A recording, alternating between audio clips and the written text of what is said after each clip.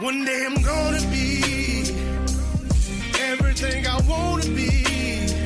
I don't let it get the most of me. One day I'm gonna be free. I wanna be everything I'm gonna be. My future right in front of me. One day I'm gonna be free. I wanna be free. From the depths of darkness, a voice emerges. A host with a fire burning in his soul.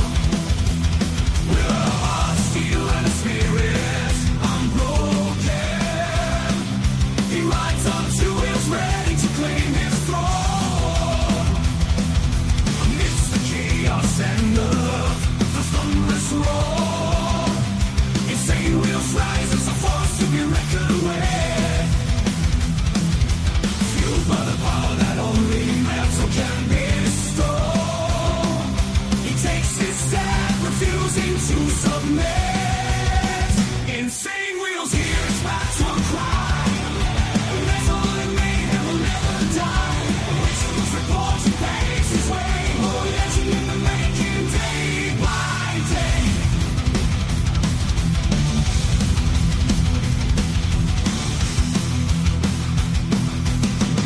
Well, we magically made it to a freaking hump day. Much love, honor, respect to everybody. Let's get it. All right. Good morning to all of you legends. We got a big day today. We got a lot of things to discuss as well as inform. We have a lot of things that we're going to be breaking as well. The White House press secretary is about to, the White House press is about to go ahead and go live here.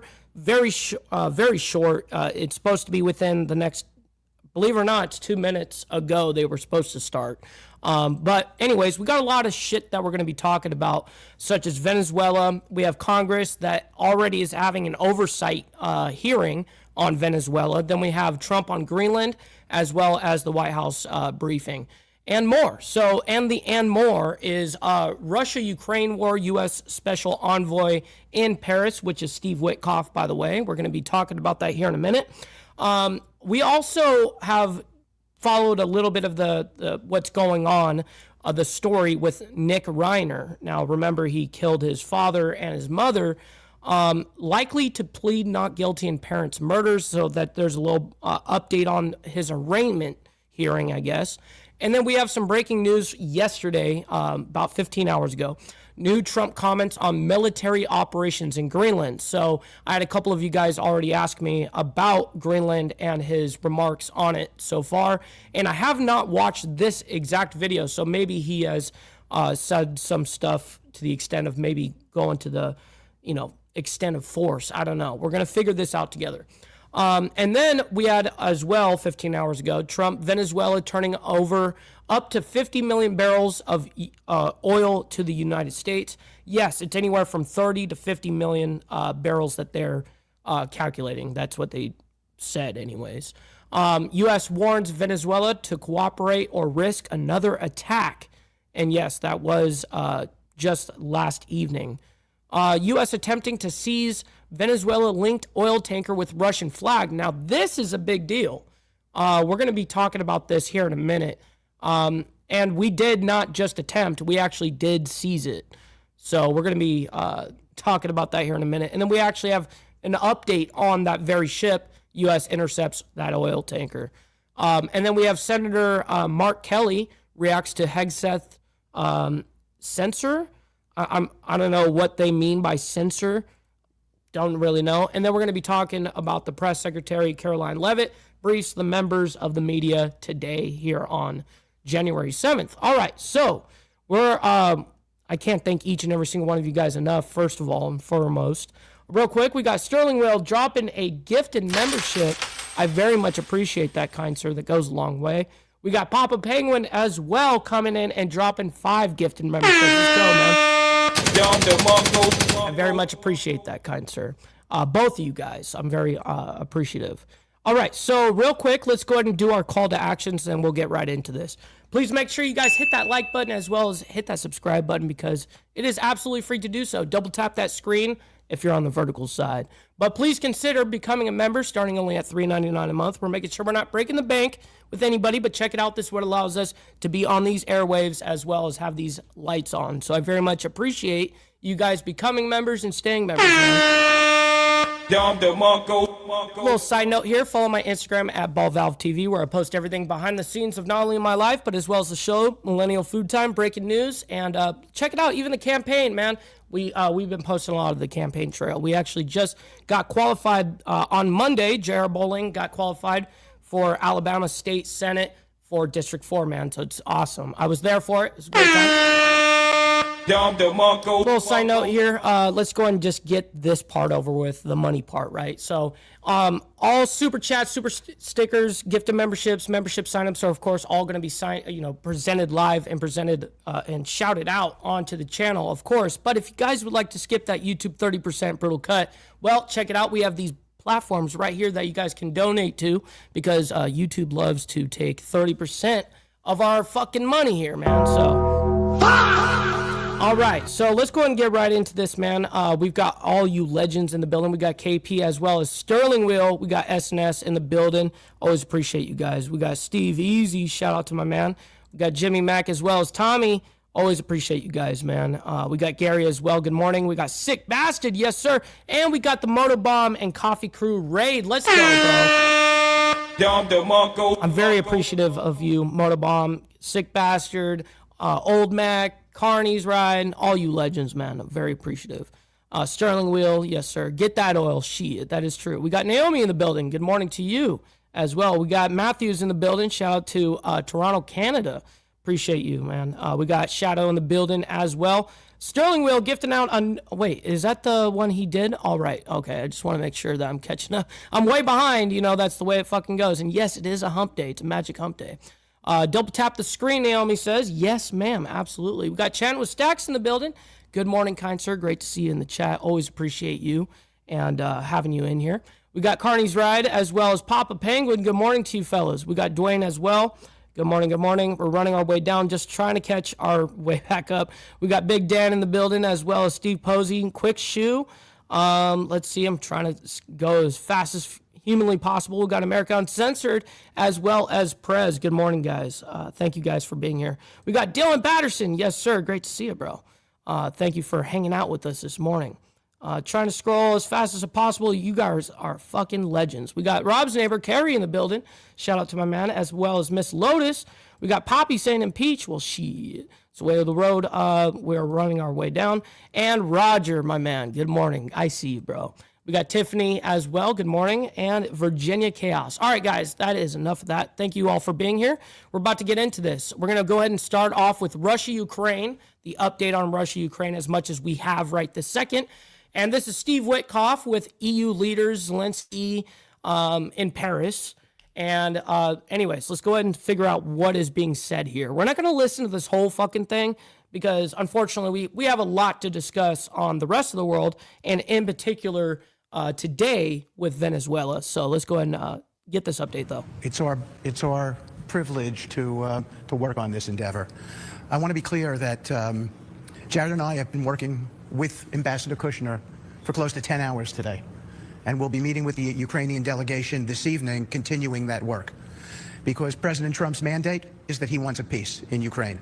And we are determined on his behalf. Oh, yeah. No, Trump already made a comment on that. I think Rubio originally brought up that there was a $50 million bounty for Maduro. And then Trump is like, oh, well, you know, we don't need to give that to anybody. We get to keep that for ourselves now. I was like, shit. To do everything possible to attain that peace. A lot of progress began first in Geneva. We made tremendous progress there.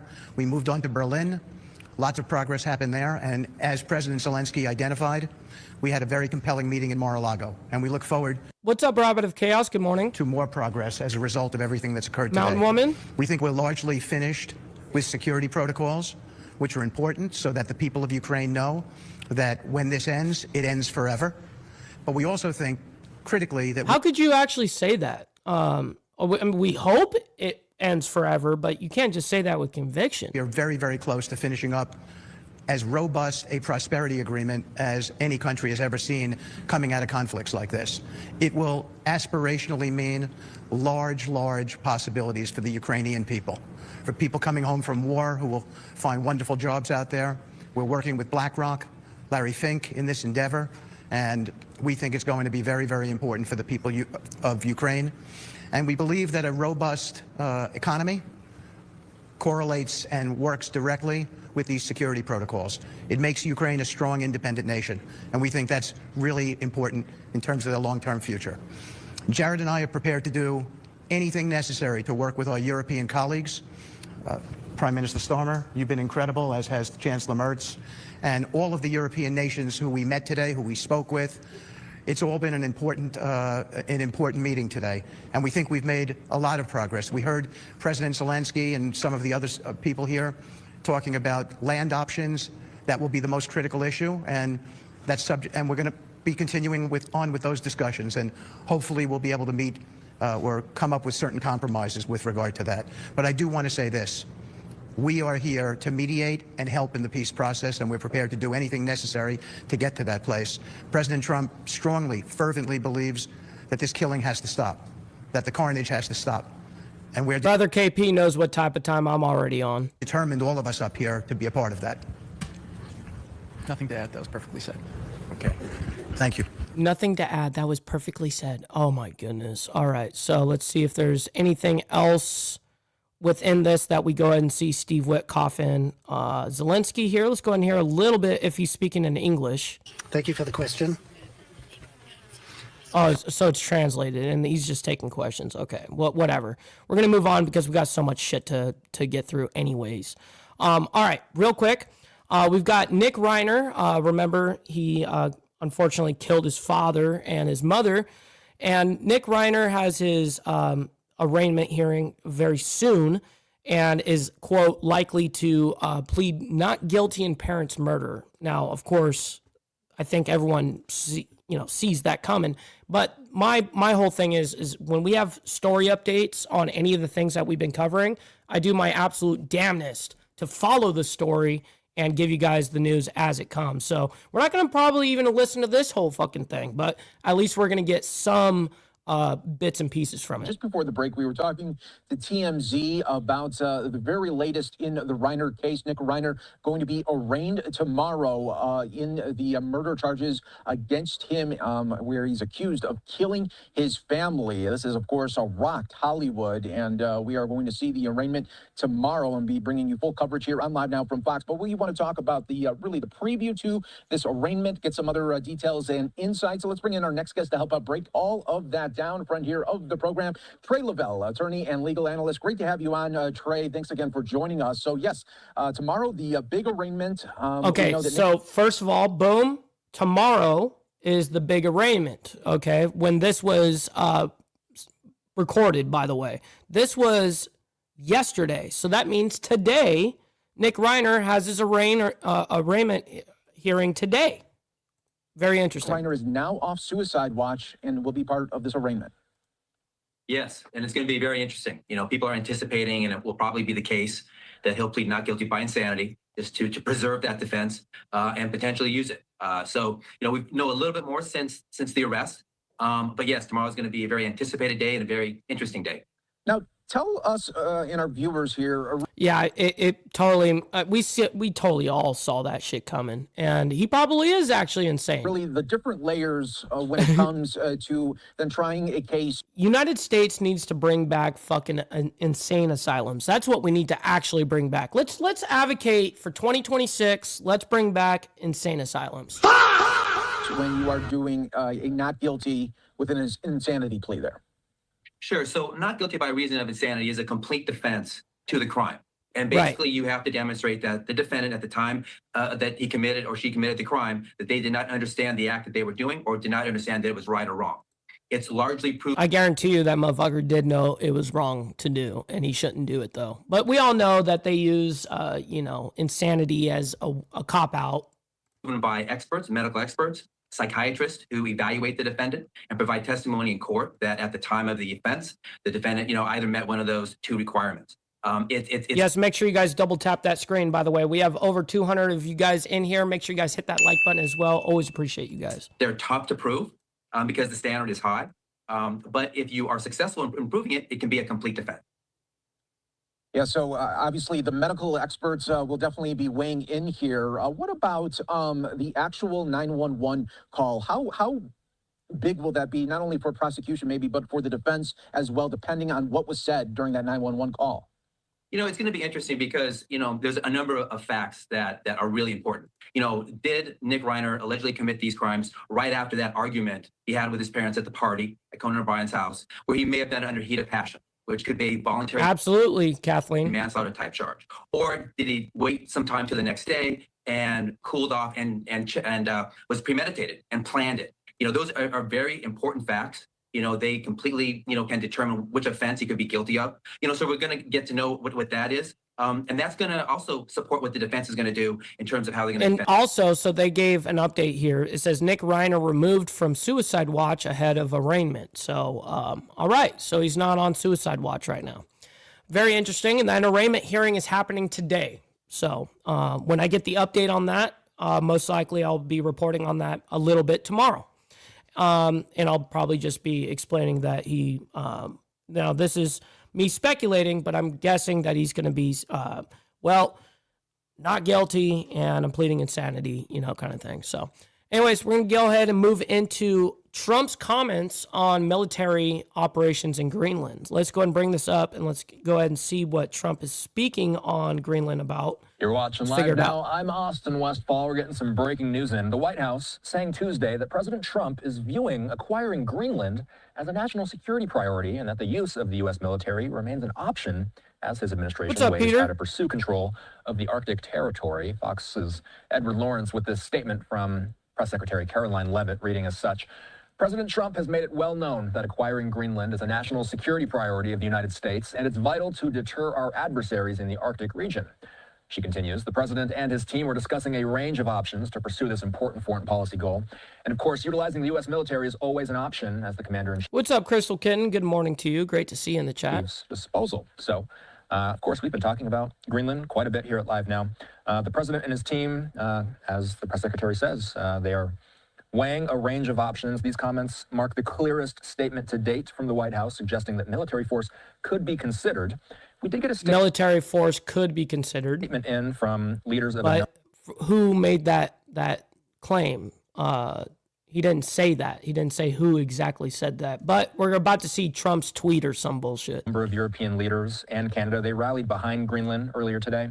And just to be clear, this statement, I believe, came out before. Right, and this is the joint statement from Greenland. Now, let me go ahead and just pause this here. This came out from the president of Macron of France.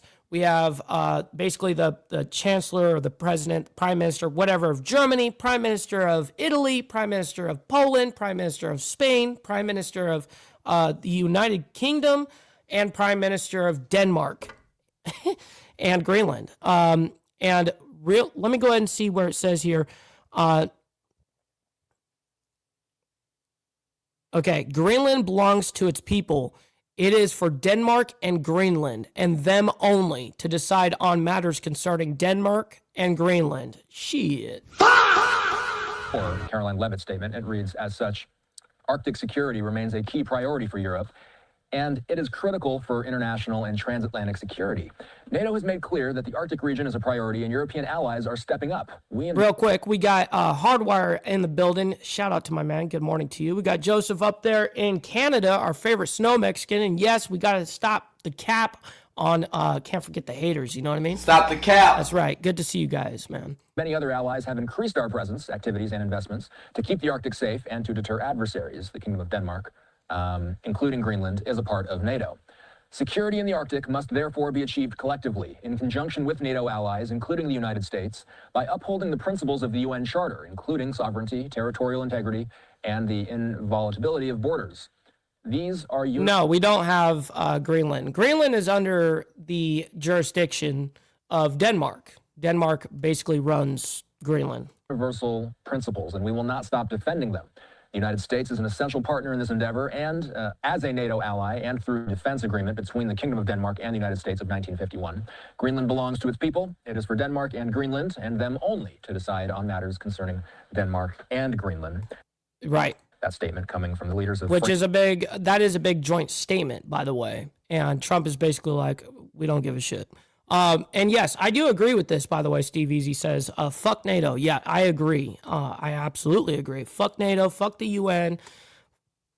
Defund, stop being involved in it. I mean, $1 trillion to NATO a year. I mean, come on. Dude, we could do so much good in the world with $1 trillion. That's insane funding. All right, we're going to move on, though. Trump, Venezuela, turning over up to 50 million barrels of oil to the U.S. Yes, this is now, we're moving into Venezuela here. And the first claim is the claim is 30 to 50 million barrels. So anyways, let's go ahead and bring this up. We'll go ahead and talk about it briefly here. And we have a lot to say, or a lot to go on with Venezuela. We'll be talking about it here in a minute. You're watching live now. I'm Austin Westfall. We're hearing from President Trump some breaking news. Him saying on social media that the interim authorities in Venezuela will be selling 30 million to 50 million barrels of, quote, high-quality oil to the U.S. at its market price.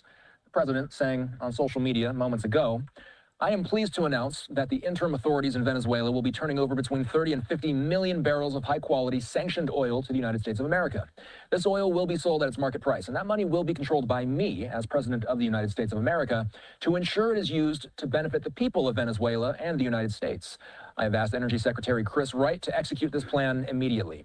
It will be taken by storage ships and brought directly to unloading docks in the United States. Thank you for your attention to this matter. I myself have not seen any reaction from Venezuelan officials or any confirmation from the Venezuelan side that this will in fact be happening, but this is the first little bit of clarity that we're getting from the White House on what a significant piece of this sanctioned oil, what will happen with this sanctioned oil. As President Trump says, it's going to be between 30 and 50 million barrels of high quality sanctioned oil.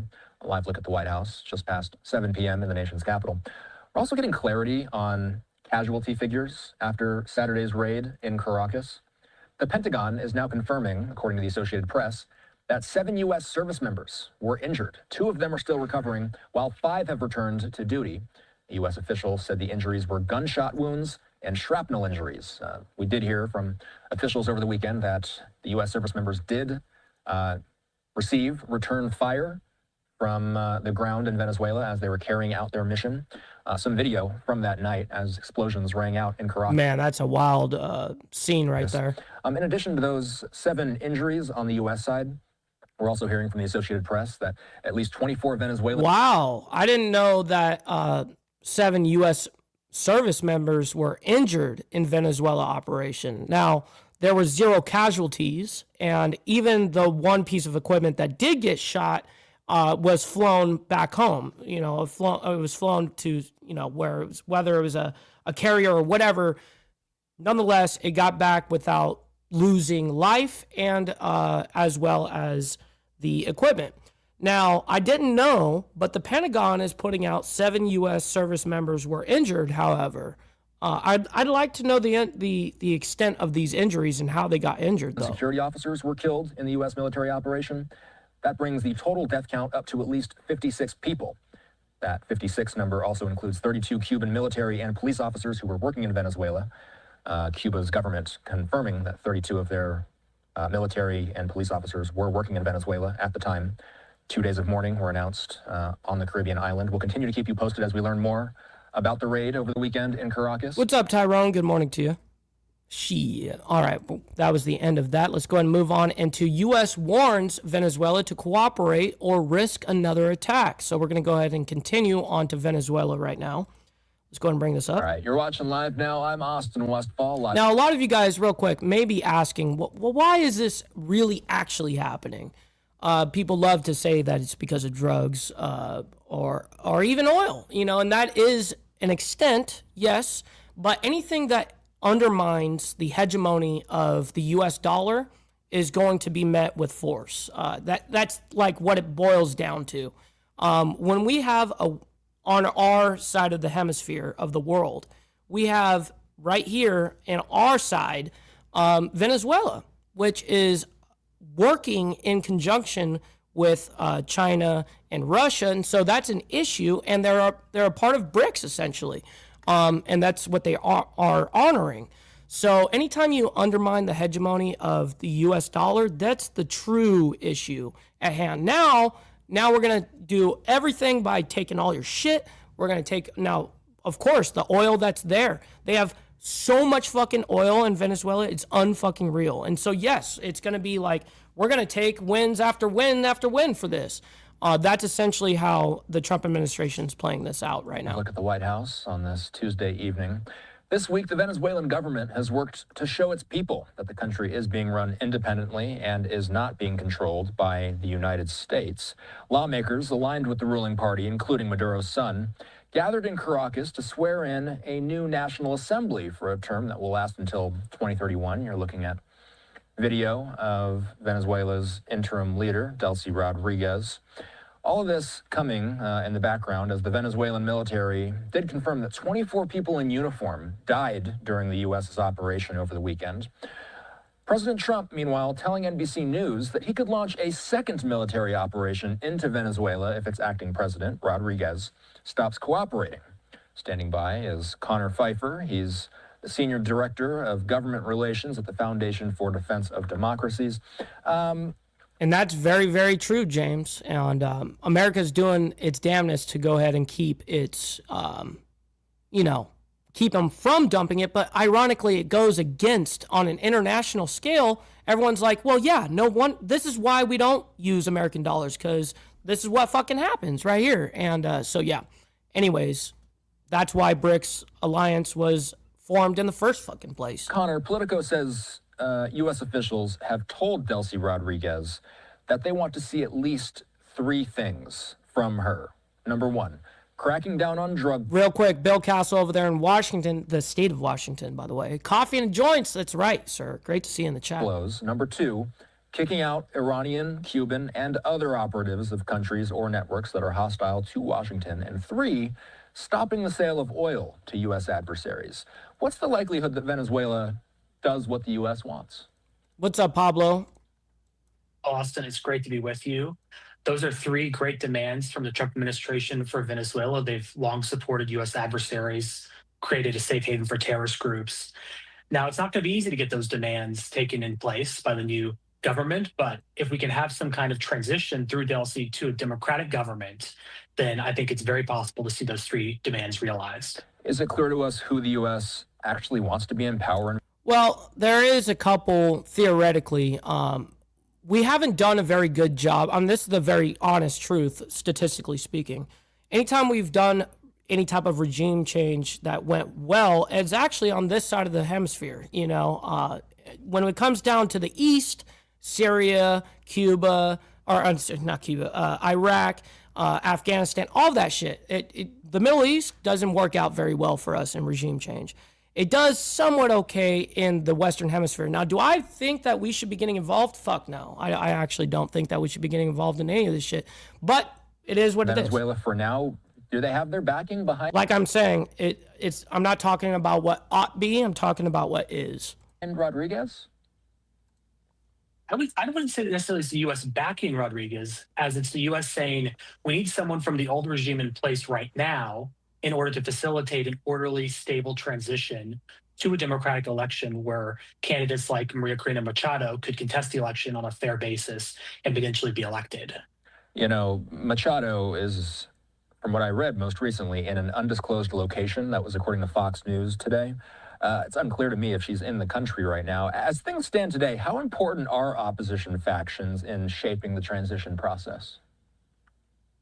I think they're super important because I don't think that the success of the strike that the president ordered over the weekend would have been possible without years of effort by the opposition to cultivate dissent in the military, dissent in the security services, and provide crucial intelligence to the United States about the Maduro regime and Maduro himself. So I think in the transition process, the opposition will remain extremely important. Rodriguez has named figures from the Maduro security apparatus to key posts. What does that tell you about the direction of governance in Venezuela? Well, a lot of What's up, Big Biz Quick? Great to see you in the chat, by the way. Good morning. the officials who were in place under Maduro have remained in place under Rodriguez. Her brother is the head of the National Assembly, also a former vice president, Hugo Chavez. You have Vladimir Pedrino, the defense minister. You have Cabello, the head of the repression apparatus, interior minister. So they're still in place, and Rodriguez isn't necessarily going to have a firm hold on all of them, which is why U.S. pressure and leverage is going to remain important to make sure that we see the outcomes that the United States wants to see in the country. I mean, if you could put a number on it, how much leverage does the U.S. have at this point? Do they have all of the leverage? Damn near all of it. I think they have most of it. I mean, oil revenue is the most important source of resources to keep the regime afloat. So as long as we strictly enforce the quarantine on sanctioned Venezuelan oil, then we have significant leverage over the regime. And then, of course, the president, as you mentioned in the lead up, has threatened additional military operations if Rodriguez or other members of the regime don't comply with U.S. asks. So I think that 1-2 combination is very potent for pushing the regime in the direction we want to see, but it's going to take a lot of hard work to get there. We're looking at video of oil fields in Venezuela. What questions do we have about Venezuela's oil in the weeks and in the months ahead? There's still a lot of clarity lacking, correct? There definitely is, because the regime... Yo, we got Bree Rodriguez in the building saying those dang Rodriguez. That's right. Great to see you in the chat, by the way. Hopefully you're enjoying your hump day morning. By the way, we've got over 400 people in here. Make sure you guys hit that like button, as well as double tap that screen on the vertical side. I very much appreciate it. Listen, you guys don't have to like all the craziness that's happening in the world, but you guys can like it for me and what we do here. So I very much appreciate that. Has let their oil resources kind of deteriorate. Many of the oil fields haven't been pumped or maintained over years. They have oil leaks in different parts of the country. Their infrastructure is aging and hasn't been upgraded in 20 years. And so it's going to take, estimates say, maybe as much as $100 billion in the next 5 to 10 years in order to get production back to levels even a few years ago. So that's going to take a lot of resources. Obviously, the United States has superb expertise in energy production, and U.S. companies will be well positioned to help Venezuela rebuild through its oil infrastructure, but it's a mess. There's no doubt about it. Yeah, what are you reading as far as how much of a role the U.S. government will have and how much of a role perhaps U.S. oil companies might have in Venezuela's oil future? I think they could have a very important role, in part because tapping those additional oil resources from Venezuela could be what finances rebuilding the country. The president's talked a lot about this, as well as Secretary Rubio and others. The key is going to be creating the conditions where U.S. oil companies feel that they can operate safely and with certainty that their assets won't be expropriated down the road like they were in the past under Chavez and Maduro. And so that's why a democratic transition is so important, because you need to provide that certainty to oil companies. Wow, hold on. We got $20 coming in, inserting himself. Papa Penguin with the $20 saying, for my lost bet on Ukraine, I've tossed my crystal ball in the trash. Damn thing was broken. I have to send that to you back because we both evenly lost. You know what I mean? I actually predicted way earlier than you did, and we both missed the mark. So, but I very much appreciate the $20, man. I very much appreciate that, bro. Goes a long fucking way. Let's go. Shit. To be able to operate in the country. What are your biggest questions moving forward? There are so many different angles that we've been tracking this thing from since this past weekend. Connor, what are you tracking most closely in the days ahead? I'd say a few things. First is the intra-regime dynamics. Is Rodriguez able to actually exercise power? What influence do Pedrino and Cabello have over different aspects of the regime? Do we even see a threat down the road of a coup within the regime? And then on the U.S. side, what does it look like to enforce that oil quarantine? How much oil is being let out of Venezuela? And do we need to have additional military operations to address some of these problems? And then finally, I'd say it's the potential timeline down the road for elections. Secretary Rubio was very clear. You can't just wave a wand and have the opposition take power overnight. You have to have some kind of transition. But what does that transition look like? How long does it take? What kind of public agreements do you see from Rodriguez and her new government, though we don't recognize it, moving forward to addressing some of these U.S. demands that you mentioned? All right. Connor Pfeiffer is the Senior Director of Government Relations at the Foundation for Defense of Democracies. Thanks. What's up, Brother Bob, up there in Canada? Good morning to you, kind sir. Great to see you in the chat. Coming on. It's Austin. Of course. All right. Let's get to a soundbite from the opposition. Maria Corina Machado was on Fox News. Let's play a little bit of what she said. Oh, boy. Let me be very clear. As soon as I learned that we had been awarded that... Hold on. I'm going to slow it down because it's already hard enough to understand. I'm also going to put on captions here, so I'm not going to highlight comments while I do this. Nobel Peace Prize, I dedicated to President Trump because I believed at that point that he deserved it. And a lot of people, most people said it was impossible to achieve what he has just done on Saturday, January 3rd. So if I believed he deserved it on October, imagine now. I think he has proven to the world what he means. I mean, January 3rd will go down in history as the day justice defeated a tyranny. It's a milestone, and it's not only huge for the Venezuelan people and our future, I think it's a huge step for humanity, for freedom and human dignity. Maria Corina Machado earlier on, that was... All right, so I'm choking on my smoke. Shit.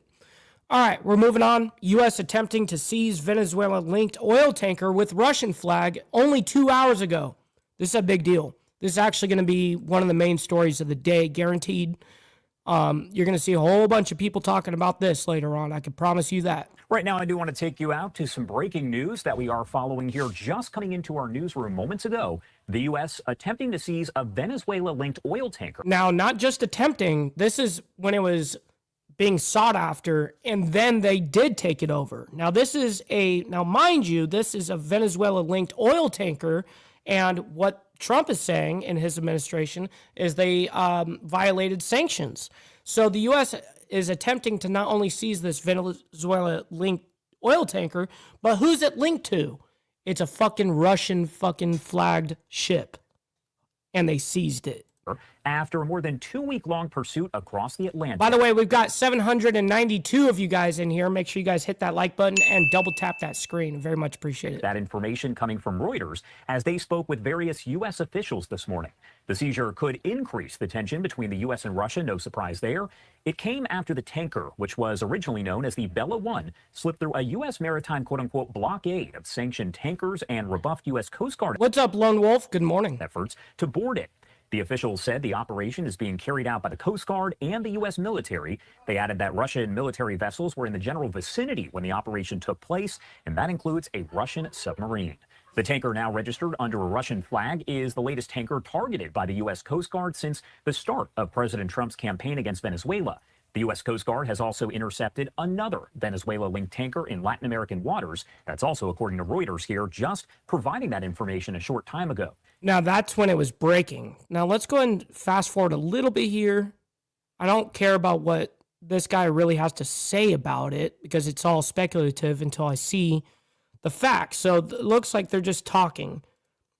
Let's see right here. U.S. forces attempting to board sanctioned Russian-flagged Marinera. I don't know how to say whatever. Oil tanker. Marinera. I don't know. Oil tanker in North Atlantic. Sources tell whatever that source is. So anyways, we have the update on it, though. So Venezuela latest. U.S. does intercept that oil tanker. Let's go ahead and bring it up. Here we go. As always, a lot to discuss here, so I do want to bring in Will Freeman, Fellow for Latin American Studies at the Council on Foreign Relations. Thank you so much, Will, for taking the time to be here with us today.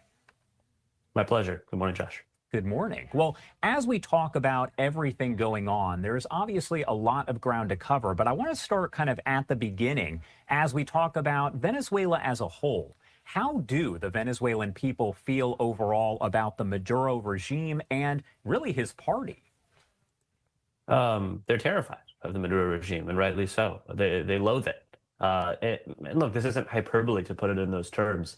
This is a regime which, for now almost 15 years, has tightened its grip over the country, used torture, enforced disappearances, killings to exert control over the population, and which has overseen the exodus of 8 million people. That was a quarter of Venezuela's original population before the refugee migrant outflows. At the same time, has cratered the economy, brought on as well the burden of U.S. sanctions through some of its actions. So, you know, you're talking about really one of the most unpopular regimes. Bob, that's pretty funny. In Latin America. And I think that that's also explains the mood in Venezuela today. You probably saw images of all over the hemisphere, all over the world. Venezuelans abroad were celebrating Maduro's removal. Well, look at the country. It was actually eerily quiet. You got to go ahead and break down what the COPA bill is, man. That's crazy. Definitely let us know. People were afraid that if they went out and celebrated, they would be targeted by the Maduro regime officials who today remain in power. And two, because I think there's a reasonable skepticism within Venezuela that anything has really changed. We still have a Maduro loyalist right now in the presidency, Delcio Rodriguez. Do you see a world where there is a free election that takes place maybe within the next 12 to 18 months? Honestly, I think it hinges on one man, Secretary of State Marco Rubio. For me, he's the only administration official who seems deeply personally committed to that outcome in Venezuela. It's not that others haven't talked about it, but other administration heavyweights, they have other priorities. So for Stephen Miller, it's negotiating large-scale deportations. If he can do that with the current administration, the current government in Caracas, the leftovers of the Maduro regime, fine. For President Trump, it seems to be asserting geopolitical dominance, gaining access to oil. For him, it may be easier to... No, it's not just oil. Oil, yes, is a big part. But the main part of the whole thing is when you undermine the hegemony of the US dollar. That's the main thing. And then it goes to taking their fucking resources. Then it goes, how do you make that happen? By regime change. You have a whole bunch of shit that goes on with force when it comes to this level of shit. Work with the remainder of the Maduro regime than to risk to actually roll the dice on trying to get in place a new democratic government. So I really think it's only Marco Rubio who can drive this forward. It all depends on what kind of persuasion ability he has among other members of the administration, namely, especially Trump himself, to convince them that a democratic transition will actually help them achieve their interests, not hinder those interests. And when we do kind of discuss the future here and what happens next, you touched on this kind of off the top, but is there a concern that moving forward, some loyalists of Maduro could actually seek maybe some kind of retribution? Well, yes, but now we're kind of doing a whole bunch of speculative questions on this, and that's cool and all. And I'm glad that they set the tone of it being a speculative, asking what's the future going to be like. Well, that's speculation. But anyways, we're going to move on. Senator Mark Kelly reacts to Hegseth's censure. Now, I'm not sure what they're exactly talking about here. Let's go and bring it up, and then we're going to get into the press secretary, Caroline Leavitt, briefs the media today, and I have the live stream of it. So, welcome back here on Live Now from Fox, and you are taking a live look at this hour over the Capitol as we get right back into your headlines. Secretary of Defense Pete Hegseth, also, of course, called the Secretary of War, announcing earlier this week that he censured Democratic Senator Mark Kelly of Arizona after Kelly took part in a video that called on troops to resist, quote, unlawful orders. Hegseth explained that the censure was a necessary process step to proceedings that could result in a demotion from Kelly's retired rank of captain and reduction in retirement pay. Kelly and 5 other Democrat lawmakers, all veterans of the Armed Services and Intelligence Committee, took part in a 90-second video calling on troops to uphold the Constitution and defy, quote, illegal orders. President Trump went on to accuse the lawmakers of sedition. No way, Steve Easy. So that's the thing they passed in New York City or whatever. It's an ordinance that says you can sell a property in New York City. First, you have to offer it to the city or a nonprofit before you can offer it publicly. That's insane. It, quote, punishable by death. Senator Kelly joining us now live to discuss his reaction to all of this. And Senator, thank you so much for taking the time to be here with us this morning. Oh, well, thank you for having me on. Of course. And first off, I do want to start by getting... What's up, Jeremy Ryan? Hopefully you're enjoying the morning. Your overall reaction to those comments there from Pete Hegseth earlier on this week, and really what you've seen from President Trump in the past couple months. Well, a couple months ago when we put out that video, Trump's... Can we get a decent audio check on this motherfucking guy, please? Initial reaction was that I should be hanged, executed, prosecuted. And then Pete Hegseth went with the... What's up, Orland? Good morning. Yeah, this guy needs to bring his microphone down. No matter how much you bring his side down, it's still going to be fucking capped out. Can you still hear me, Josh? I can hear you. Okay, well, sorry. I think we may have lost the video here for a second. But you know what? At that point, Pete Hegseth said he was going to prosecute me under the Uniform Code of Military Justice. He sent me a letter a couple days ago, a censure letter because they didn't like what I said, and they want to silence me, and they want to silence other members of the military, active duty, retired service members, and it would send a chilling effect to people across the country that they cannot speak out and say anything about this government. The president wants to shut people up. I am not going to shut up. I'm not going to back down. This letter of censure is a joke. By the way, Josh, this is interesting. In this letter, it was not just about the video. They criticized me and they say I'm being censured because I criticized them for firing admirals and generals. They're also critical of me because I said I would always support the Constitution. What message would you say that you were hoping to convey with that video? Because do you feel that it got across? Well, it got a lot of attention, right? We were surprised with the amount of attention it actually received. It was the second video we did. The first one, Donald Trump ignored. Second one, he didn't like what we said. But we're trying to send a pretty basic message. And this is something that members of the military are taught. Usually initially when they enter the military, for me, it was when I was a midshipman at the U.S. Merchant Marine Academy, that we're taught that you do not follow illegal orders. That if the law and the orders are in conflict, you got to stick with the law. It's a pretty simple and basic message. I would have expected that this president, if he said anything, he would have said something like, well, of course, and everybody knows that. So it was just a friendly reminder, and we did it because Donald Trump, in 2016, I'm going to go through a couple things here. In 2016, he said the military should be killing the family members of terrorists. That means women and children, and shooting protesters in the legs, U.S. citizens. So we were really concerned about what might come next. So we're trying to just send this simple message. The motivation behind this, what do you make of it? Is it simply political? Their motivation? Mm-hmm. Yeah, it's to stifle and silence people. They're trying to silence me. They also put in this censure letter at the end that they're going to continue to monitor what I say, and if they don't like it, they're going to criminally prosecute me. I have First Amendment rights. I'm also a U.S. senator. If they can silence a U.S. senator, what does it mean for other people that want to, speak out and give their opinion about this government? That is a right that every U.S. citizen has, the freedom of speech and the right to speak out against our leaders. Can you explain to me what your service means to you? Because essentially, when you look at this censure and the next step... well, that part I really don't give a fuck about. Seriously, I don't. We're going to go ahead and move on into the whole,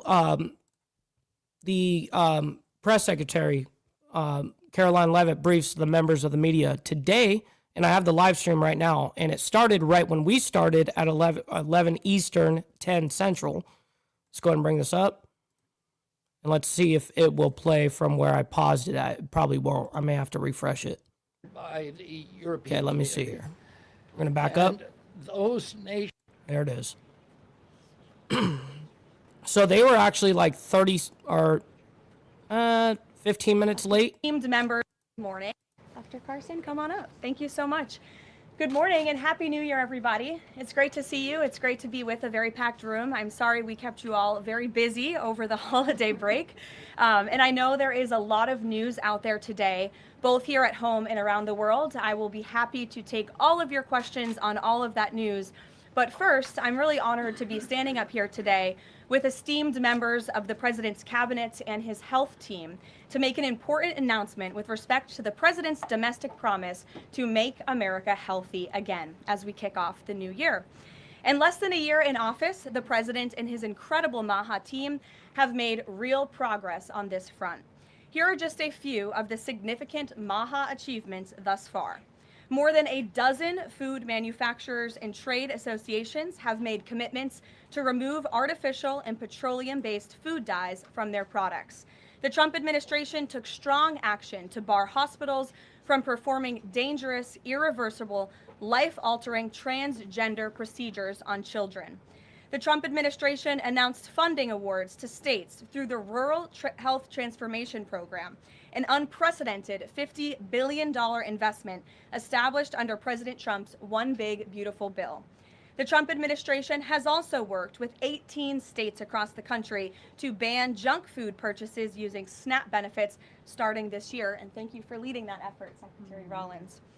Additionally, President Trump took historic action to secure most favored nation drug pricing and secured deals with major pharmaceutical companies to massively lower the cost of prescription drugs. And those effects are being implemented as we speak. Americans are going to continue to see the result of these incredible deals the president cut. And I know President Trump and this team behind me worked incredibly hard to lower those drug costs for Americans. On Monday, the CDC adopted common sense updates to America's childhood vaccination schedule based solely on the gold standard of science. This action empowers parents and physicians to make the best individualized decisions to protect our children, while also restoring much needed confidence in our public health system. And as a Maha mom myself, I'm very grateful for that. So thank you, Secretary Kennedy.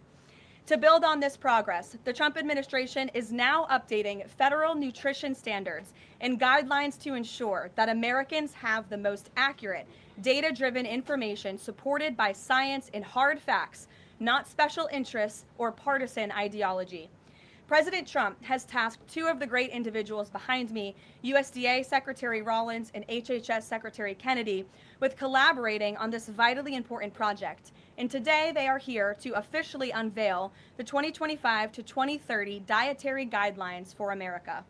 These new guidelines are informed by the best and most reliable research on health and nutrition, particularly as it relates to the role of our diets and the prevalence of chronic disease in the country. They are also These guidelines are easy to read and understand, so every American, young and old, can access this information that literally has the power to change lives. But these are not just an updated guideline. These are the foundation to all federal food programs in our country.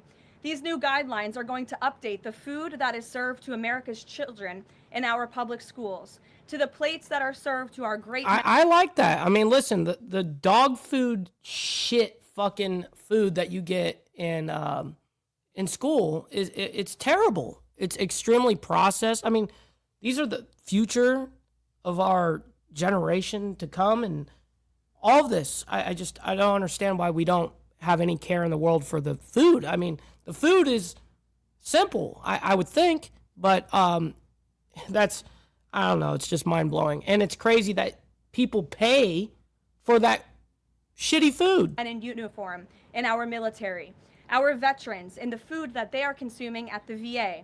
And these new guidelines are also going to impact nutritional programs for the needy in our country, such as WIC and Head Start. Unfortunately, for decades, federal dollars has promoted low-quality, highly processed foods that lead to scores of long-term health issues, which means Americans have gone broke because of these health issues. Faulty dietary guidelines of the past stacked the deck against healthy eating and food options for everyday American families, which has fueled the chronic disease epidemic and jacked up the healthcare costs of households across the country. This failed approach in our public health system ends today. When these guidelines are followed, Americans will be saving themselves thousands of dollars. If we want to cut healthcare costs in our country, we must become a healthier country. According to the CEA, poor diet is the root cause of obesity, which accounts for $400 billion in medical spending each year. A healthier America will lead to a more affordable America. What's up, Tats, over there in the UK across the pond?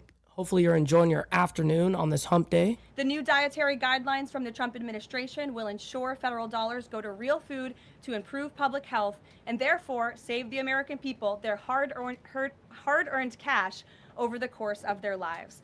So with that, I am going to hand it over to Secretary Kennedy. The great people behind me will give remarks, and then we'll get into Q&A for the officials that are here on this specific topic. They will leave because they're all very busy people, and then I will open it up to Q&A with the rest of you on the rest of the news in the world. So thank you, and we'll start with Secretary Kennedy. Thank you, Caroline. Thank you. Today marks a decisive change in federal nutrition policy made possible by President Trump's leadership and the work of Maha moms and public health advocates who demanded reform. Today, in accordance with... I very much appreciate that, Virginia Chaos. I try to consolidate everything into 1 hour, instead of having all this filler in between, just to grift being online. I consolidate it all into a single hour, what's happening, and then we do it Monday through Friday, man. So I very much appreciate it. President Trump's directive, Brooke and I will release the dietary guidelines for Americans 2025 to 2030, the most significant reset of federal nutrition policy in history. These guidelines replace corporate-driven assumptions with common sense goals and gold standard scientific integrity. These new guidelines will revolutionize our nation's food culture and make America healthy again. For decades, Americans have grown sicker while healthcare costs have soared. The reason is clear. The hard truth is that our government has been lying to us to protect corporate profit-taking, telling us that these food-like substances were beneficial to public health.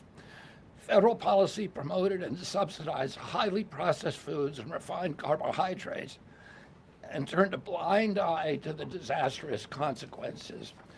Today, the lies stop. The new guidelines recognize that whole, nutrient-dense food is the most effective path to better health and lower healthcare costs.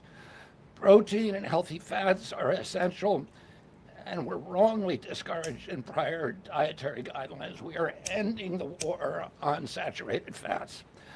Diets rich in vegetables and fruits reduce disease risk more effectively than many drugs. Whole grains outperform refined carbohydrates. Added sugars, especially sugar-sweetened beverages, drive metabolic disease, and today our government declares war on added sugar. Highly processed foods loaded with additives, added sugar, and excess salt damage health and should be avoided. As Secretary of Health and Human Services, my message is clear: eat real food. Nothing matters more for healthcare outcomes, economic productivity, military readiness, and fiscal stability. The dietary guidelines shape dozens of federal feeding programs, including Head Start. These standards affect 45 million school lunches every day, meals for 1.3 million active duty service members, and food served to 9 million veterans in VA hospitals.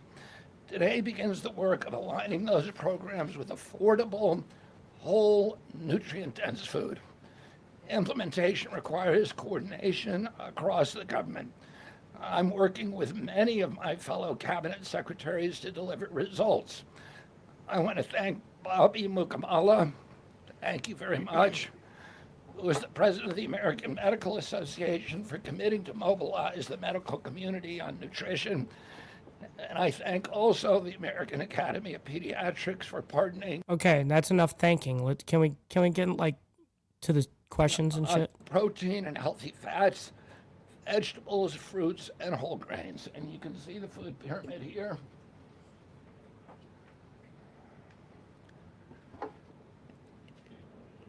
It's upside down, a lot of you will say. But it was actually upside down before, and we just righted it. For the first time, the dietary guidelines directly address ultra-processed foods and set firm sugar limits in federal procurement, driving a significant reduction in added sugar in school meals. I want to thank President Trump for his leadership and the partners committed to ensuring that federal food dollars support real food and better health. Thank you. All right. Looks like we're probably going to be going into questions. And a friend, Brooke Rollins, who is an extraordinary collaborator on this. Thank you. Be good out there, Naomi. Always appreciate you. I'm not really interested in her reiterating all of that, so we're going to go ahead and move on here into where we can start getting a little bit of questions here. Topic, we will take a few and then we'll get into the topic. We'll start with our new media seat. If you have a question on this topic today, Jamie Franklin, she comes from the Conservator. Why don't you kick us off? Yeah, first of all, Caroline, congratulations on your pregnancy. We're so excited for you. Thank you. Matt and moms across the country, including myself, are just so excited by what this administration is doing to make our kids healthy again. But, you know, we do have concerns when it comes to these blue states pushing back on a lot of progress that we're making as an administration. And particularly, we're really excited that you guys revised and streamlined this vaccine schedule. However, what we have seen is that these blue states, whether it be, you know, no tax on tips, no tax on overtime, or pushing back on immigration, they continue to stop your guys' progress. So what has been the response from these blue states? Because as Manhattan moms enrolling our kids in school, this is a big issue, and we celebrate what you guys are doing, but we want to have it, you know, even in the blue states as well. Real quick, what's up, Charles? We got my man in the building. Oh, down there from down under in Australia. Great to see you. I mean, my hope is that we only released these earlier, 2 days earlier. I'm sorry. It's quacking at him. His phone is quacking at him, bruh. Shit. That's an interesting. Duck is a good thing to eat, everybody. They only released the new vaccine schedule 2 days ago. The vaccine schedule, there's nothing compulsory in it. Everybody, I've always promised, I'm not going to take people's vaccines away from them. People who want to get vaccines, everybody who wants them can get all of the vaccines that were on the old schedule. They will all be paid for by the Vaccines for Children program or for the insurance the same as before. We release guidelines that we think are optimal to public health. They're the same core vaccines that are required by the European community. And those nations... Yeah, I forget the exact number. I think I actually screenshotted it, by the way. But holy shit, real quick, before we do, I'm glad that I just looked down at my phone. We got Alfred Patterson, sending over a Cash App, man. He says, for me and my sons, love the show. We listen every morning. Man, that's a humongous W. I very much appreciate Alfred. And he also sends another one and says, my son Dylan and I love the show. Keep it up. So he sent a total of $7, man. I very much appreciate that. Thank you, sir. I'm sincerely glad that you and your son get to hang out together and watch the show together, man. That's awesome. That's great news, man. Very happy about that. Will have much better health outcomes than we do. And they're based on their best science and also on their conviction that when you put too many vaccines on the program, it actually reduces compliance. Okay, so I have the White House. So the European countries have 11 injections from when you're born that are mandatory that you have to have, essentially, government mandated. The United States has 72. And so they're trying to bring it down to those 11. And it sounds like they did do it. I mean, we reported on the CDC, the recommendations, all of that yesterday. And so it's going from 72 injections down to 11. This is uptake. And so we want to maximize the uptake of vaccines by making sure that Americans know we are making recommendations that are science-based, that are common sense, that are grounded in science. And right now, that's the best science that we have. And again, there's 3 categories of vaccine. One is the core schedule, which resembles the European countries. The second is for people who have vulnerabilities, for high risk, and that doesn't change at all. And then the third is shared decision making, which any vaccine that was on the old schedule, you can continue to get. So people will make their own choices, and that's what democracy is about. I asked the boss, Caroline, for permission to add a little bit to this because I think it's really important. And by the way, Jamie, what a superstar you are. It's so fun to see you in this seat, Jamie Franklin. The blue state question is a really important one. And for those of us that are running agencies with these programs, I mean, I've talked to a lot of you already about how we have 22 blue states that won't give us their SNAP data so that we can figure out and ensure that those who really need these programs are actually getting these programs. Clearly, you all have been writing about Minnesota. California is next. We're looking at New York, some other states. The amount of fraud in all of these programs is absolutely stunning. And well, happy belated birthday to you, Pablo. That's awesome. Challenge is, I mean, from Medicaid, et cetera. I know, Dr. Oz, you've talked a lot about that. This is a significant problem. And I think who's really harmed in all of this conversation and when these blue states aren't partnering with us to try to do this right is we say blue states and red states, But in those states, there are all kinds of our citizenry and that aren't all Democrat or aren't all Republican. We had a poll that just came out that had about 85% of all Americans believe that states should turn their data over on SNAP so that we can figure out where the fraud is and ensure these programs are going where they need to go. So my request of these blue states and these blue state governors is partner with us. Let us figure out how to do this better. Let us make sure that whether it's the vaccine schedule or the SNAP program or the Medicaid program or the child care program, that we are doing everything we can to protect every tax dollar, but to also ensure those who need it the most vulnerable in our society, are getting the programs they need versus those who A, are not even supposed to be here, or B, are cheating the system. All right. Thanks, Caroline. One of the changes that was made had to do with alcohol.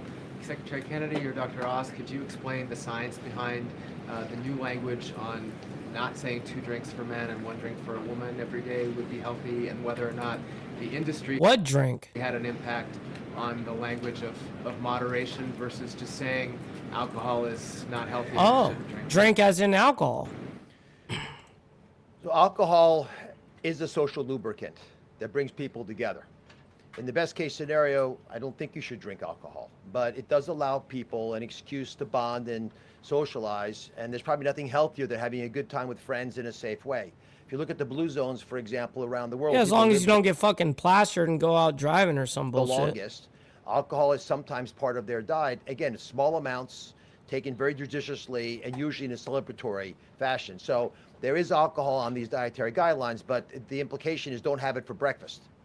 Right? This should be something done in a small amount with hopefully some kind of an event that might have alcohol added. But the general move away from 2 glasses of men, 1 glass of women, there was never really good data to support that quantity of alcohol consumption. That data was probably primarily... I know this sounds lame, and I used to drink once in a while in the morning with you guys. I'd have a beer on a special occasion. But you know what I kind of realized? It's like, it makes me tired throughout like the midday. So for me, I don't even start, like if I'm going to drink, I don't start until about 4:30 in the afternoon. Just the way it's become. Confused with broader data about social connectedness. Get too tired. Take a couple more. John? Thanks a lot, Caroline. Secretary Rollins, I'm curious about with these guidelines. They're not mandates, they're guidelines. What are the practical effects? So real quick, so the correction, so it's gone from 72 shots down to 23 shots under the new schedule. And yes, because the Europeans are mandated at 11, and so it sounds like we're going to be mandated at 23. Very interesting. Thank you for that, Papa Penguin. Guidelines on public schools all across the country. Well, today begins thank you, John. It's good to see you. Today begins the first day now in a Gunpowder. recalibration That's funny. of the rules, whether it's school lunches, whether it's the SNAP program, whether it's as veterans were mentioned, our prison system, that now we begin the process of implementing and redrafting the rules to reflect what this new dietary guidelines for Americans actually is doing to our food system. So there is a lot of work to do. Nothing changes overnight, but as I think we've proven, this administration moves very, very quickly on all fronts, 7 days a week, 365 days a year, and so you'll begin to see some real... Oh yeah, Bill Castle. It's a humongous W for us. Changes coming very soon. As everyone is aware, for many of our most vulnerable in the margins in our communities, the school lunch is often the best place for our children to get the healthiest meal. Hopefully with stocking standards and reworking SNAP and the SNAP waivers we've done, that begins to change too. But what's up, brother TVT? Great to see you in the chat up there in Canada. Shout out to my man. Right now, that is going to be the single most important, from my perspective, move forward is the school lunches and making sure that we're getting the right amount, the best amount, and most nutrient-dense foods into the schools. Thank you. Rollins cost when you had your remarks a little bit earlier. Is eating healthier more cost effective? Is it cheaper than just having a diet of processed foods? I had a whole chart to show you, but left it in the back, unfortunately. What's up, Dirty? Good morning to you as well. Hopefully you're enjoying your hump day morning so far. Yes, indeed, that eating healthy for the most part, we've got 100 simulations, is actually less expensive. The challenge comes is the access to those healthy foods, especially in parts of America where they have food deserts. What's up, old They don't biker? have a H-E-B or a Kroger or a Central Market. These are all Texan grocery stores, but whatever similar across the country. But that is why these stocking standards in SNAP are so important. So if you have a economically challenged family, and the only place they're getting their food is... What's up, Papa D? We got a whole bunch of you legends coming in just now. Appreciate you guys. Good morning. Great to see you guys. 7-Eleven. We have a longer-term important policy priority, and that is getting grocery stores into these lower margin communities. But for now, requiring those retailers, those 250,000 retailers across America, to double their stocking of healthier foods. That will allow us to immediately get these better foods into all communities, but especially the most vulnerable. Thank you, John. Let me just add something to that. Oh, come on. Shit. Come on, man. Working on a program. Affordability is the priority for the president. And we know we have to make it easy and accessible for healthy foods for every American. And we believe we can do that. We think affordable food is within reach of every American family. Here, I got you, Steve Easy. Why are you gay? We are working on a education and information program that will allow American families all over the country to come onto our website and find the healthiest foods at the lowest cost for themselves. I'd also just add this. The idea that a cheap meal made of processed food is cheap is an illusion, because you're paying for it on the back end.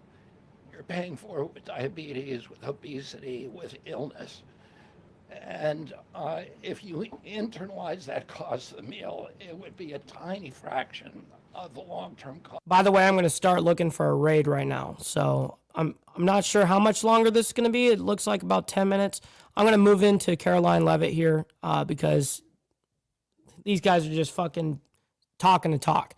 All right, now we've got back Caroline Levitt here. Let's see what's happening here. Thanks. Let's see what happens here. Alrighty. Great. Does anyone have any questions? Rachel, why don't you start? Thank you, Caroline. The president has been adamant that he is now in charge of Venezuela, but Delcy Rodriguez said the government of Venezuela runs her country, no one else, saying, quote, there's no external agent governing Venezuela. So which one is it? Let me just be very clear. This is the first time that I've addressed Venezuela from the podium since being back and since the historic and incredibly successful military operation, law enforcement operation conducted by our United States military that you all saw and the world witnessed last week. The skill, the might of the United States military and our country under the leadership of this president is on full display to the rest of the world. And let's just set the record straight. There isn't another military in the world who could have pulled off this operation. There is not another president. Listen, one thing that whether you're for or against this whole thing, objectively speaking, it was probably the best operation or whatever that has ever fucking happened in the United States history. I mean, it was by far one of the best, well-organized operations, in and out, 3 hours, insane. No people died. Now, they are reporting, the Pentagon is reporting 7 people were injured from the operation, but meaning from our side, but they didn't die. They're still alive, as well as one of the planes did get shot, but it didn't go down, and they were able to get it back to the aircraft or wherever they were with the carrier or whatever it was that they got to, and it was, nothing went bad for us, essentially. In the world or in our nation's history who had the courage to authorize Publicly known, right, because there's operations like this, not to this extent, but yes, there are operations that happen that are not so talked about if it's not in the media. This is a hot topic right now with Venezuela, and of course, all eyes are on this right now. So, and I think the world has taken notice that America is truly back. With respect to Venezuela, the Trump administration, led by Secretary Rubio, the vice president, and the president's entire national security team, is in close correspondence with the interim authorities in Venezuela. We obviously have maximum leverage over the interim authorities in Venezuela right now, and the president has made it very clear that this is a country within the United States, the Western Hemisphere, close by the United States, that is no longer going to be sending illegal drugs to the United States of America. It's no longer going to be sending and trafficking illegal people and criminal cartels to kill American citizens as they have in the past. And the president is fully deploying his peace through strength foreign policy agenda. So we're continuing to be in close coordination with the interim authorities, and their decisions are going to continue to be dictated by the United States of America. Just one follow-up when you talk about that leverage there. Has the Venezuelan government fully committed to turning over its oil to the United States indefinitely? And what happens? No, I mean, what happens is with force. I mean, if we tell you we're going to do this now and you don't do it, or you don't allow us to do it and you get in our way, well, then it's going to be met with force. I mean, it's very simple, lady. They do not. Well, as you saw, the president announced last night, this was a deal. This was a deal made by the president and his team with the Venezuelan interim authorities. This will benefit both the American people and the Venezuelan people. And Secretary Wright and the Department of Energy are working with the interim authorities and also with the private oil industry to execute on this historic energy deal. That's not only good for the United States, but it's also going to revive the prosperity, the safety, the security of both the United States and Venezuela as well. Ed. Following up on the oil part of this, 30 to 50 million barrels of oil. How exactly is that going to work? You're getting it out of Venezuela into the United States? Yes, And then what? that's exactly right. So as you know, Ed, as the president announced last night, this was the sanctioned oil that was basically just sitting in barrels, sitting on ships because of the effective quarantine of the United States of America. And the interim authorities have agreed to release that oil to the United States, so it will be arriving here at home very soon. The United States government has already begun marketing Venezuelan crude oil in the global marketplace for the benefit of the United States, engaged the world's leading commodity marketers, key banks to execute and provide financial support for these crude oil and crude product sales. All proceeds from the sale of Venezuelan crude oil and products will first settle in U.S.-controlled accounts at globally recognized banks to guarantee the legitimacy and integrity of the ultimate distribution of proceeds, and those funds will be dispersed for the benefit of the American people and the Venezuelan people at the discretion of the United States government. It sounds like it requires a lot of private sector engagement and agreement And from the oil industry and the banking industry. Do That's you right. have that yet? There's a lot of private sector engagement that's happening right now. As you know, Secretary Wright, our energy secretary who's heading up this big project, is in Florida today meeting with some of these oil executives. And as we confirmed earlier, they will also be at the White House later this week. So they are absolutely eager to invest. They're eager about these opportunities. And Secretary Wright is a very well knowledgeable guy when it comes to oil and energy, and he's the perfect man for the job. Another corner of the world, Sure. real quick on Go ahead. Iran. Go ahead. So just to follow up on the oil, 30 to 50 million barrels is an initial tranche, if you will, and then what happens after that? I won't get ahead of the plans that the president and his team are currently speaking with the interim authorities about, but rest assured, there is a long-term plan here. Secretary Rubio and the entire team are working diligently on it, and this is just Why'd you leave out fentanyl, just out of curiosity, Tyrone? sort of the first action that you all are seeing. Ed. So Okay, in order there to you get, go. These oil companies to invest billions in Venezuela. How will the U.S. reassure that their workers will be safe in Venezuela? Could there be troops involved? At this point in time, as you know, there are no troops on the ground in Venezuela. The president, of course, reserves the right to use the United States military if necessary. It's not something he wants to do. Diplomacy is always the first option. As you saw, he tried that with Nicolas Maduro, but unfortunately, he was an illegitimate dictator and an unserious person. And so President Trump authorized this law enforcement operation, and now Nicolas Maduro is sitting in a prison cell in New York. So certainly the president is going to do what's in the best interests of the American people, and that includes workers from our energy and oil industry as well. With that meeting tomorrow, what is the message the president is going to give to the oil executives, and what does he want to hear? Well, the meeting is on Friday, and it's just a meeting to discuss, obviously, the immense opportunity that is before these oil companies right now. Stephen. Caroline, and congratulations again. Thank you. The New Yorker had a story yesterday on the vice president, and it questioned his, quote, notable absence on Venezuela. And the subheadline asked, was the vice president's exclusion from the operation in Venezuela an expression of his anti-interventionist ideology or political calculation? Would you be able to discuss the vice president's role in Venezuela policy? I did see Real quick, what's up, Brother Lappy? Great to see you in the chat, that bro. report in the New Yorker, and quite frankly, Cheers. I laughed out loud because it's very clear it's a fake report that's trying to sow distrust and division amongst the president and his team. Let me just be very clear. The vice president has been involved in all policy. He is the right-hand man of the president on all policy matters, including Venezuela policy. He was, of course, read in and deeply involved in this operation from the very beginning. And he was present on the night of the operation via secure communication at a different location as to not damage the operational secrecy of this mission. That was so incredibly important to ensure that this mission could be carried out successfully without endangering our troops. Sure. The U.S. seized a tanker recently. Russia specifically asked the United This is going to be a good question right here. States not to seize that tanker. Does this action risk a larger conflict with Russia? I got you, Dirty. Let me see where it is. Is it this one? Yep, there it is. I believe you're referring to the Bella 1 tanker that was seized this morning. The Department of Justice and the Department of Homeland Security, in coordination with the Department of War, did announce that seizure this morning for violations of U.S. sanctions. I've spoken about the enforcement of our sanctions policy at the podium prior to the new year, and this administration is going to fully enforce the sanction policy of the United States.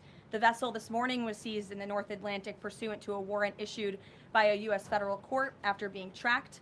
And this was a Venezuelan shadow fleet vessel that has transported sanctioned oil in the United States. Right, and so violated sanctioned oil at this point. It violates sanctions, and so that's why they could legally go ahead and take this motherfucker too. States of America under this president is not going to tolerate that. I would also just add the vessel had a judicial seizure order and the crew, so that means the crew is now subject to And by the way, it was a Russian flagged ship. prosecution for any applicable violation of federal law, and they will be brought to the United States for such prosecution if necessary. Kelly. Caroline, Happy New Year to you. Thank you. You I'd too. like to talk to you about a couple of things real quickly. The first question about the Venezuelan people. As you know, there's some 8 million Venezuelans here, some of them celebrating in the streets. There are Venezuelans on the ground who are concerned about their safety. What does the Trump administration, what is it doing to actually help people in Venezuela understand that they will be secure throughout this transition? I think the fact that this president actually followed through on the long-held promise of the United States of America, the bipartisan promise to take down the illegitimate Maduro regime, should give assurance to the Venezuelan people and also Venezuelan Americans who fled this communist regime for a better life here at home, that this is a president who is serious about taking down illegitimate regimes and who is also serious about securing the security of the United States of America, including the Venezuelan American people. And I would just add that this is something that not just Republicans and President Trump have talked about for a very long time, but it is also something that Democrats have advocated for. In 2020, Chuck Schumer said that that at the time, President Trump had not brought an end to the Maduro regime. The Maduro regime is more powerful today and more entrenched today than it was when the president began. Now you hear Chuck Schumer out there saying this is reckless. The American people and the Venezuelan people should be in fear. But this is something that Chuck Schumer has long advocated for.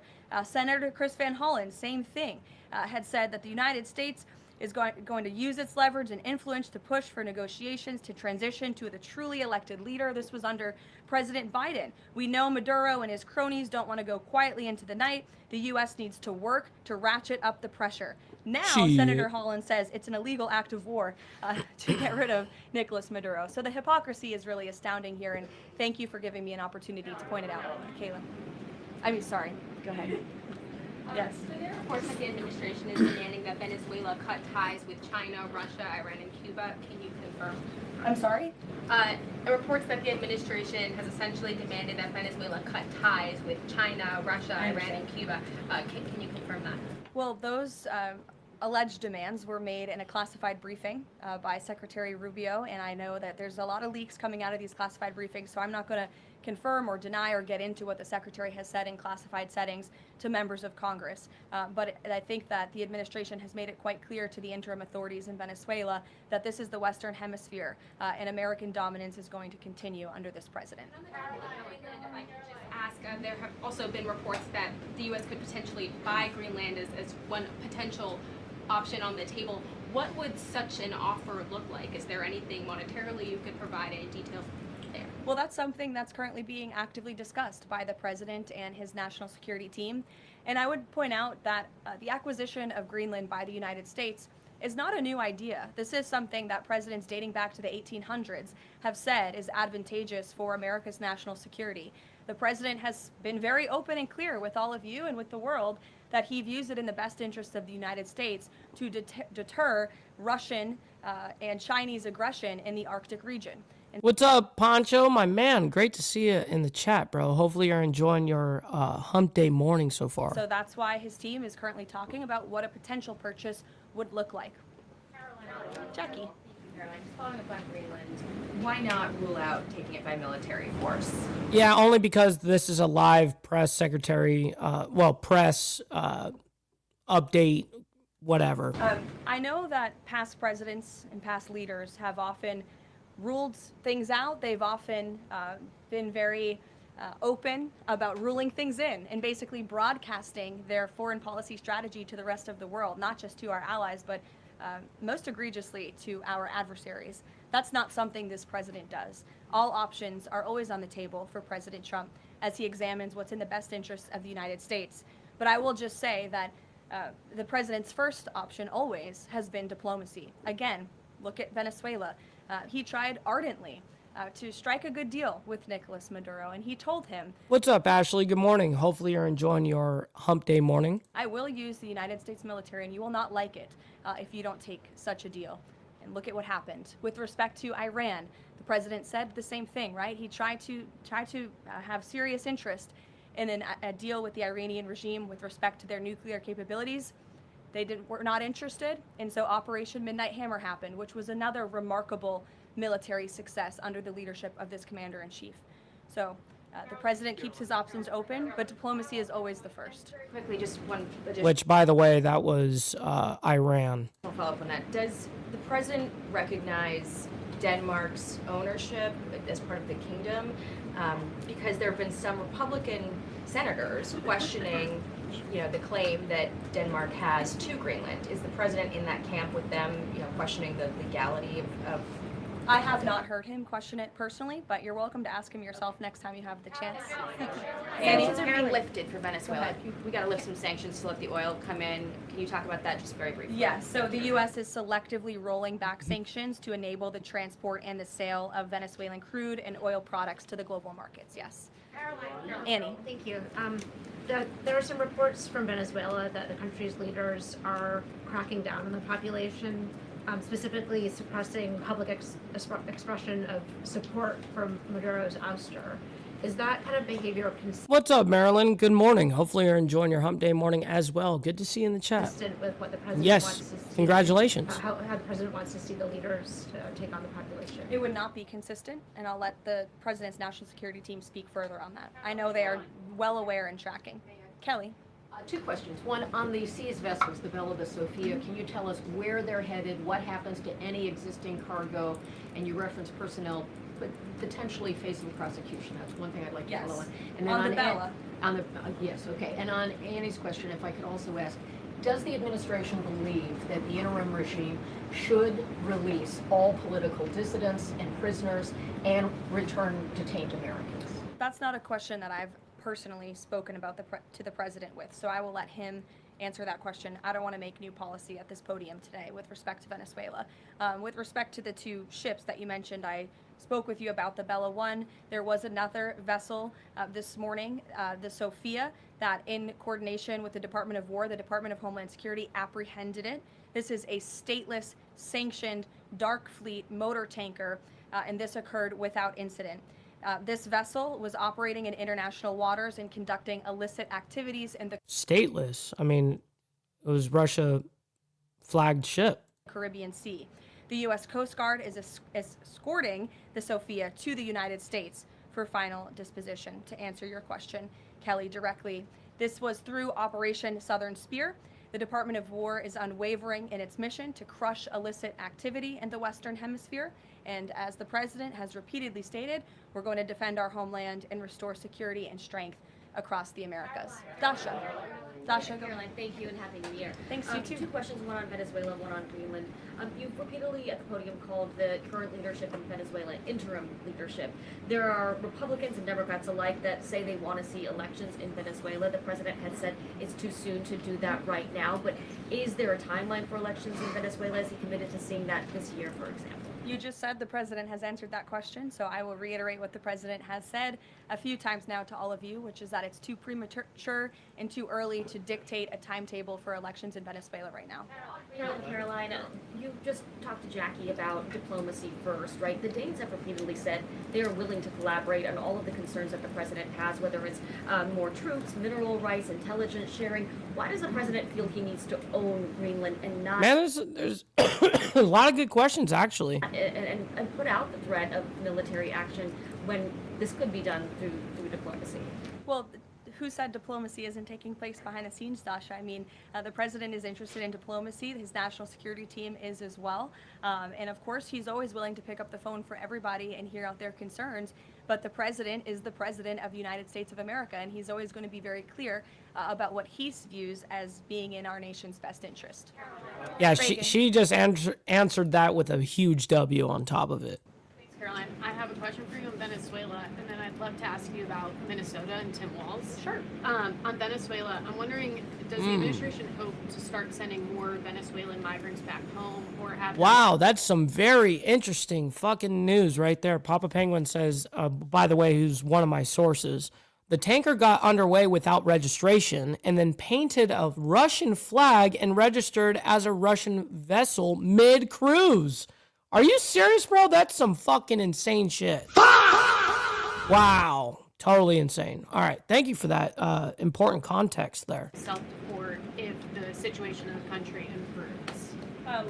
As far as I'm concerned, the policy... Yes, and make sure you guys hit that like button as well, man. It's absolutely free to do so. You don't have to like all the craziness that's happening around the world, but you guys can like it for me and what we do here. You know what I mean? So make sure you guys double tap that screen on the vertical side as well. Of the Trump administration and the Department of Homeland Security have not changed.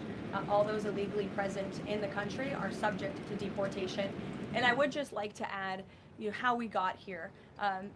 The president was very clear on the campaign to the American public, and it's one of the many reasons they resoundingly reelected him back to this office, that he was not only going to crush foreign drug cartels, but that he was not going to stand by and watch as the illegitimate Venezuelan regime was sending illegal criminals and gang members and rapists and murderers to our country, which happened to the tune of thousands under the previous administration and president. And so there could be nothing more America first than this operation that took place last week. And I would just remind all of you in this room that there were innocent Americans like Jocelyn Nungare who lost their lives at the hands of dangerous Venezuelan criminals who were sent here by the Maduro regime. And that has been the president's North Star and guiding principle throughout his entire policy since January 20th. Tim Walz in Minnesota. Oh, Tim Walz. There we go. Tim Walz potentially dropped out of the governor's race because he could be under criminal investigation. I don't know if there's a criminal investigation. If there was, I wouldn't be able to comment on it from up here, to be honest with you. But I think Tim Walz probably dropped out of the race because he realizes he no longer has the support of the people. Yo, we got brother Bill Hicks, my man. Good morning to you as well. Great to see you. Of his own state, which is a remarkable downfall considering he was the number 2 on the Democrat Party's ticket just about a year ago. When it comes to Minnesota, the fraud that we have seen, the wide scale of fraud is really remarkable. It's egregious. I would encourage every... Yes, sir. Merry Christmas and Happy New Year to you as well. Well, belated, but, Happy New Year, my man. Every single journalist in this room to go to Minnesota and to cover it yourselves. As for the Trump administration, we have officials who have been on the ground almost every day. Secretary Noem was there yesterday. Secretary Bessent will be traveling there later this week to talk about the fraud and to do a roundtable on this very topic. And I would just like to leave you with an update To date, the Department of Justice has charged 98 total defendants in several Medicaid fraud and related case programs. 64 were convicted, and 85 of the 98 charged were of Somali descent. The DOJ has also issued over 1,700 subpoenas, executed over 130 search warrants, and they have now added more attorneys to their office there to absorb the case flow. DHS is on the ground going door to door conducting large-scale criminal and HSI investigations. They have also sent approximately 2,000 agents to Minneapolis to assist with law enforcement and immigration enforcement. As I said, Secretary Noem was on the ground yesterday. The Department of Health and Human Services has also begun requiring a justification and photo evidence for all child care related payments nationwide, and they required Minnesota to conduct a full audit of all child care centers. They also froze $185 million in funding to Minnesota. And Dr. Oz, who was just here, also notified Governor Walz they're going to begin auditing Medicaid recipients and deferring payments on claims based on waste, fraud, and abuse. The Department of Labor is also conducting a targeted review of Minnesota's unemployment program.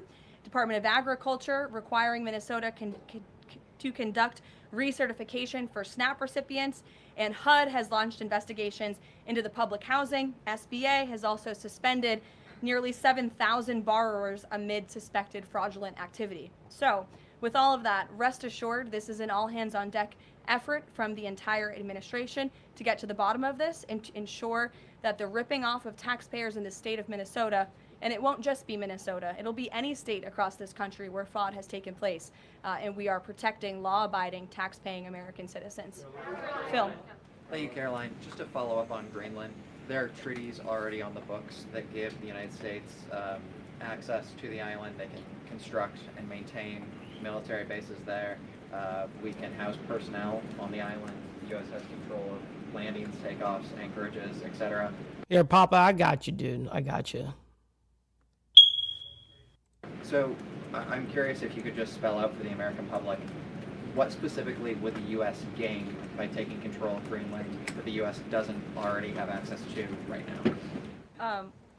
More control over the Arctic region and ensuring that China and Russia and our adversaries cannot continue their aggression in this very important and strategic region.